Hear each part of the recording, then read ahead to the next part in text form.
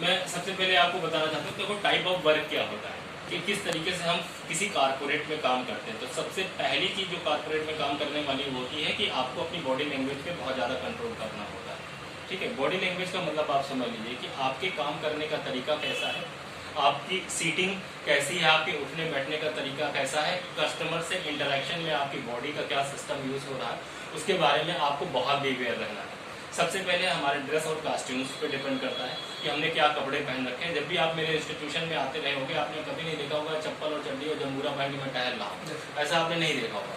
तो first priority जो हमारे पास होती है वो हमारी ड्रेस की होती है कि कितना अच्छा हम ड्रेस पहनते हैं। अभी यंगस्टर्स के लिए सारी छूट है, आप कैजुअल शूज़ पहन सकते हैं या आप स्पोर्ट्स शूज़ पहन सकते हैं, किसी भी तरीके की शर्ट हमारे पास हो तो बहुत ज़्यादा बेहतर है। जीन्स भी अभी अलाउ है, ऐसा कुछ नहीं। लेकिन जो हमारी कारपोरेट की ड्रेस होती है वो हमारी पैंट होती है, ब्लैक शू या ब्राउन शू हमारा ड्रेस कॉस्ट्यूम होता है और उसके साथ हम पूरे सेटअप एंड गेटअप में होते हैं। As per as company rule, हमको अगर टाई लगानी है तो हम टाई भी लगा सकते हैं। तो ये तो हमारे मेन सिस्टम हो गया। क्यों कहा जाता है कि first impression is the last impression. मैं इंटरैक्टिव रहूंगा, आपसे कुछ पूछना चाहते हैं तो आप लोग पूछ भी सकते हैं। तो first impression is the last impression. जब भी कारपोरेट में कोई भी कस्टमर आता है, वो चाहे देहाती हो या गांव से हो या बिना पढ़ा लिखा हो या जितना भी चाहे जितना ज्यादा इंटेलेक्चुअल हो, सबसे पहले वो आता है कि कौन सा व्यक्ति हमारा क्या काम करने के लिए बैठा है और वो तुरंत आपकी एलिजिबिलिटी को समझ जाता है कि ये बंदा जो बैठा हुआ है, ये बंदा जो बोल रहा है, ये बंदा कुछ कहने वाला है, तो इस बंदे की क्या एलिजिबिलिटी है, ये हमारा काम कर पाएगा या नहीं कर पाएगा। ये आपकी बॉडी लैंग्वेज पे सबसे पहले डिपेंड करता है। Is it clear? Any doubt? कुछ पूछना है आप लोगों को? नहीं। दूसरी चीज हमारे पास जो आती है वो सबसे महत्वपूर्ण होती है कि आपने उसका अभिवादन कैसे किया है। जनरली आपने देखा होगा कि बहुत सारी शॉप्स खुली हुई हैं, बहुत सारा सिस्टम में लोग जाते हैं काम कराने के लिए और गए और चुपचाप जाकर के खड़े हो गए। बहुत सारे ऐसे लोगों, ऐसे व्यापारियों को आपने देखा होगा जिन व्यापारियों के पास आदमी जाता है और जाकर के दुकान में खड़ा हो गया, चाहे वो किराने की दुकान हो, फोटोकॉपी की दुकान हो, लेमिनेशन की दुकान हो या कोई कॉर्पोरेट ऑफिस हो। हर ऑफिस में जो बड़े ऑफिस है, जो इन टेक्निक्स को समझते हैं, वहाँ पे मे आई हेल्प यू पहले होता है। एक लड़की बैठी रहती है जो आपको रीड करके आपसे नमस्ते करती है, सर बताइए आपका हम क्या काम कर सकते हैं, हम आपकी क्या सेवा, मे आई हेल्प यू लिखा होता है। इस तरीके की डेस्क आपको कॉर्पोरेट्स में हमेशा मिलेगी। लेकिन जनरली जिन लोगों का व्यापार पूरी तरीके से ध्वस्त हो जाता है, उनके पास सबसे बड़ा सिस्टम ये होता है कि वो धीरे से कम्युनिकेट भी नहीं करते। कोई व्यक्ति आया, ऑफिस में टहल रहा, दाएं बाएं घूम रहा, आपने उसके ऊपर ध्यान ही नहीं दिया। आप ये सोच के चल रहे हैं कि यार आया होगा, हमको क्या करना है, इसको काम होगा तो मेरे पास आएगा। ऐसे बहुत सारे लोग होते हैं जिनकी बिजनेस व्यवस्था पूरी तरीके से चरमराती चली जाती है। आपने कभी कभी देखा होगा कि बच्चा अगर वहां पे मोटरसाइकिल खड़ा हो रहा है, कर रहा है और मैं यहाँ पे बैठा हूँ, मुझको लगता है यार ये कुछ सर्च नहीं कर पा रहा, तो मैं खुद उठ करके जाता हूँ, बेटा क्या काम है, क्या करना चाहते हो, क्यों आए हो।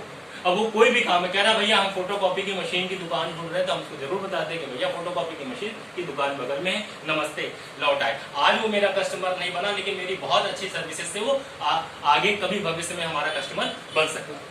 एक सज्जन बाहर एक एग्जाम्पल देकर के बताते हैं, आकर के उन्होंने दरवाजा खोला, दरवाजा खोल करके हमसे पूछे इस साल हमको एक सादा पेपर चाहिए, बगल में कोई दुकान नहीं खुली हुई, एक सादा पेपर मिल जाता तो मुझको एक एप्लीकेशन लिखनी है। मैंने उसको एक पेपर दिया सादा, हमने कहा ठीक है, और उसके बाद मैंने उसने कहा सर कोई पैसा, हमने कहा नहीं कोई पैसा नहीं हमको चाहिए। उसके बाद वो रेगुलर हमारे कस्टमर हो गए और एक दिन उन्होंने हमसे कंप्यूटर खरीदा, एक दिन उन्होंने अपने बच्चों के एडमिशन हमारे यहाँ कराए। ये होती है बिजनेस टाइप, यानी कि वो 25 पैसे के पेपर का मेरा इन्वेस्टमेंट रहा और उसके बाद उनके बच्चों की फीस मैंने उनसे ली, क्योंकि उनको लगा कि हमारा नेचर बहुत अच्छा है, हम हेल्पिंग नेचर के हैं, और उसके साथ साथ उन्होंने मुझसे कंप्यूटर परचेज किया। तो ये सबसे महत्वपूर्ण चीज होती है जो सेकंड पॉइंट है।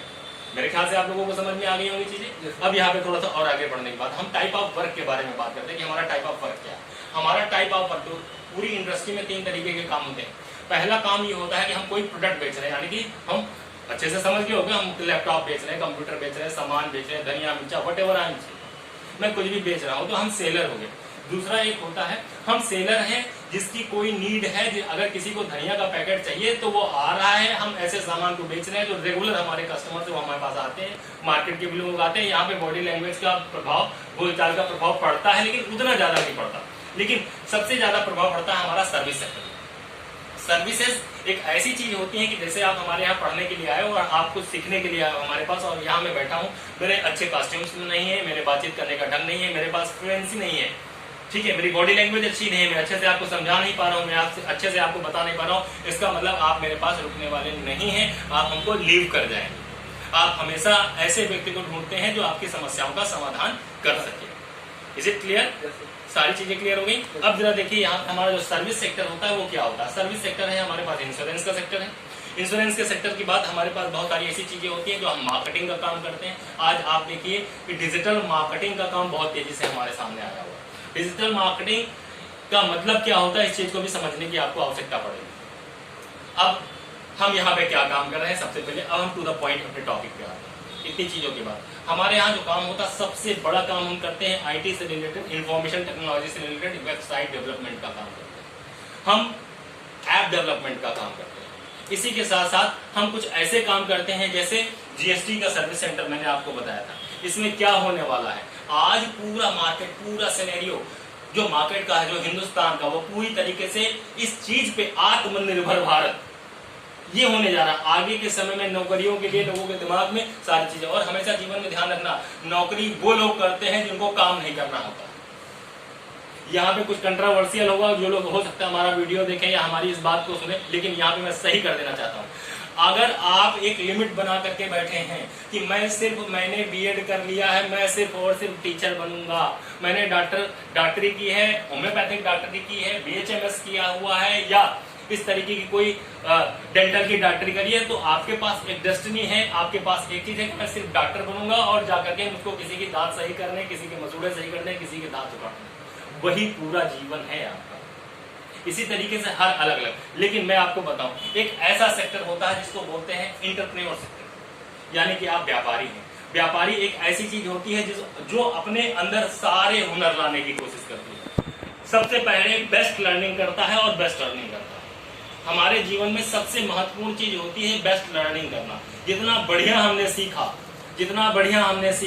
और उतना बढ़िया हम कमाएंगे, यानी कि बेस्ट लर्निंग बेस्ट अर्निंग।